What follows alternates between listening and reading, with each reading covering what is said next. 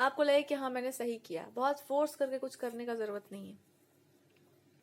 केवल वही चीजें करो जिसमें तुमको लगे कि हाँ इसमें लाइफ में कोई वैल्यू ऐड होता है। और आपके भगवान आपको क्या बताना चाहते हैं?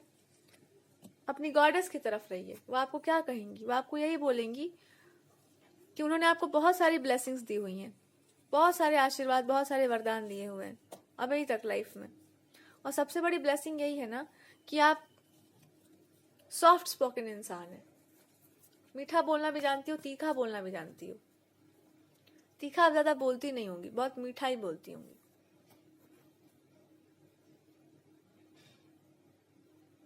और यही आपका गुण उनको अच्छा लगता है कि ठीक है अच्छा बोलती है। गुस्से में आप बोलती हैं तो क्लियर कट, मतलब फाड़ फाड़ के, एकदम चीड़ फाड़ के बता देती हैं कि यही ऑपरेशन ऐसे किया जाता है। उन्होंने भी आपका एक ही ऑपरेशन किया हुआ है आपके दिमाग का, और वो ये कि आप शुरू से मेरे को ही हम जैसा ही इंसान आप देखियो कि मेरे जैसा ही पार्टनर होना चाहिए आपका। यही ट्रुथ है, इसको मान के चल लो, इसको एक्सेप्ट कर लो इस बात को कि मैं ही तुम्हारा पार्टनर हूं और मैं ही तुम्हारा राइट पार्टनर हूं। कोई भी संशय मन में मत रखो। संशय कहाँ से आ रहा है आपके मन में? खुल करके नहीं बोलने से। इनकी बातों पर ट्रस्ट कीजिए, अपने आप पर विश्वास कीजिए। आज तक आपने भगवान से कैसा पार्टनर मांगा होगा? जो आप पर विश्वास करता हो आप उस पर करते हो। आपको कुछ और नहीं चाहिए अपने लाइफ में। Trust me when I am saying this to all the girls. आज भी ऐसी लड़कियां हैं जो जानती हैं कि मेरे पास इतना टैलेंट है कि मैं घर में बैठूंगी तो कुछ ना कुछ अर्न कर लूंगी, अगर पैसे की जरूरत पड़ेगी मेरे पार्टनर को तो। वो टैलेंट मेरे पास है। मतलब जिसके पास भक्ति का एक सद्गुण है ना, उसके पास गुण एक ना एक भगवान देते हैं कि तुमको अपने व्यापार में या तुमको कहीं पर भी ऐसा हाथ नहीं फैलाना पड़ेगा। कहीं पर भी वो गुण वो दे देते हैं। लेकिन अगर तुम स्त्री हो तो तुमको और भी बहुत सारे सद्गुण प्रदान किए गए हैं कि कभी कभी किसी को देख के ही जीवन के सारे प्रॉब्लम से इंसान निकल जाता है कि ठीक है, मेरे पास धन हो या ना हो, एक इंसान है जो पूछ सकता है हाल चाल मेरा, मेरे साथ चलेगा, चाहे दुनिया साथ हो या ना। वो इंसान कंडीशंस नहीं लगाएगा मेरे ऊपर कि आप ये कर लीजिएगा तो आप कुछ दे देंगे, आप वो कर लीजिएगा तो आपको कुछ दे देंगे। कि वो इंसान ना मेरे ऊपर डरेगा, संसार मेरे पे डाउट करेगा, पर वो इंसान नहीं करेगा, वो मेरे साथ चलेगा। तो उससे मेरा नाता आत्मा का संबंध है, बिल्कुल आत्मीय सा संबंध है।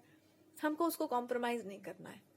बहुत पैसा हो गया, बहुत हो गया, अब लाइफ रिलैक्स ना है, यही मेरी संपदा है।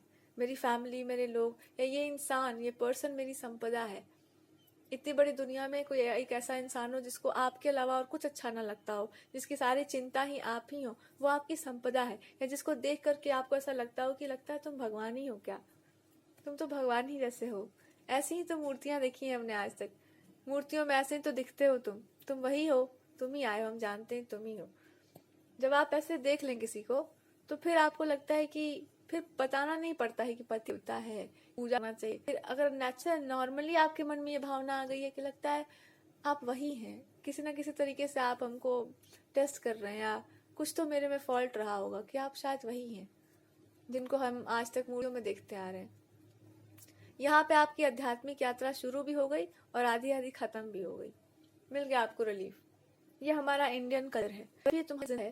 ट्रस्ट मी विद फैक्ट, जो भी सिचुएशन में प्रॉब्लम आएगी अपने उसी मूड को देखना and with the one fact कि वो क्या आप उचित थी। तो भागा दौड़ी मत करना, क्योंकि भगवान से कुछ मांगना है कि एक मर्यादा रेखा होती है। धर्म के विरुद्ध आप नहीं जा सकते। प्रेम ही है और वास्तव में है ही, और ऐसा भाव ही है, तो क्या तोड़ देना है मर्यादा? कौन सी मर्यादा टूटेगी? क्या हो जाएगा? सब अपने आप होगा अगर आप समर्पण करना जानते हो तो। आप सर झुकाना वास्तव में जानते हो तो, कि आपका डिसीजन सर्वोपरि है। और एक दिन देखोगे कि तुम्हारा माथा अपने आप उस इंसान के सामने झुक जाता है कि हाँ आप ठीक कहते थे। कल बड़ा भी होना, हमारे यहाँ थोड़े बड़े लेके दिख जाते हैं। यहाँ बिल्कुल ठीक कहा था आपने। दुनिया को हमने एक अलग नजर से मिला है। दुनिया को जैसे है वो है। अगर युद्ध की तरह युद्ध की सिचुएशन से इसमें वॉर फाइट किया हुआ तो आप जानते होंगे कि फाइटर एटीट्यूड होना चाहिए। तो सही कह रहे थे आप। एक समय पर तुम झुकोगी ही उस इंसान के सामने कि एक्सपीरियंस के, अगर हम गलत भी बोल रहे हैं और सामने वाला सुन रहा है, आप झुक ही जाइएगा कि हाँ, सुनने वाला इंसान ज्यादा पावरफुल होता है, हमको तो लड़ना आता है। सुन इसलिए भी रहा होगा वो इंसान क्योंकि वो जानता है कि आज झुंझुला मैं भी चल पहले ऐसे ही लड़ता था चीजों के, फिर मैं शांत हो गया। कोई मतलब नहीं बनता है उसका, खुद ही समझा लेना पड़ता है अपने आप को। या अगर आप नहीं मानी हो इस बात को तो समझ जाओगी, जब लाइफ आपको समझाएगी ना कि यहाँ पे कैसे चीजें होती हैं तो समझ जाओगी। झुक जाइएगा आप एक दिन अपने पार्टनर के सामने, चिंता मत करना, समझ जाएंगे आप भी कि अच्छा ये इतना छोटा सा बात था, हम ही नहीं समझ पा रहे थे। हमको लग रहा था कि एक दिन में दुनिया बदल जाती है, या लोगों की सोच इतना आसानी से लोग मान जाते हैं किसी के मैरिज के लिए, लव लाइफ के लिए। अरेंज ही मैरिज में हो गया तो कितना आसान नहीं हो जाता, मतलब मस्त लाइफ नहीं हो जाती एकदम सबकी, नहीं होता है ऐसा। तो वहीं पर भगवान काम आते हैं कि फिर वो आपको सही ट्रैक पर रख देते हैं। तो मेरा ये मानना है कि अगर अंधे हो तो हाथ पकड़ो भगवान जी का, वो पार लगा देंगे आपको। फिलॉसफी मेरे पास भी नहीं है आपको देने के लिए, जीवन में फिलॉसफीज काम नहीं करती हैं। ऐसे ऐसे दुष्ट लोग हैं ना जो दूसरे का मैरिड लाइफ या रिलेशनशिप होते हुए देख ही नहीं सकते हैं।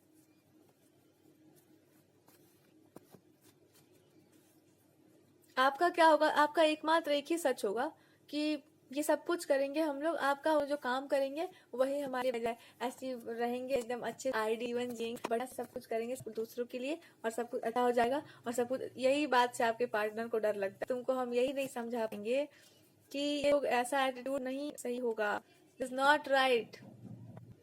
कि मेरी बात मान लो, मेरे बात में रह लो, हम तुमको बता देंगे कैसे रहना है। ऐसा अकेले मत जाओ फुल स्पीड में, ज्यादा दिन तक लोग टिकने नहीं देंगे कहीं पर।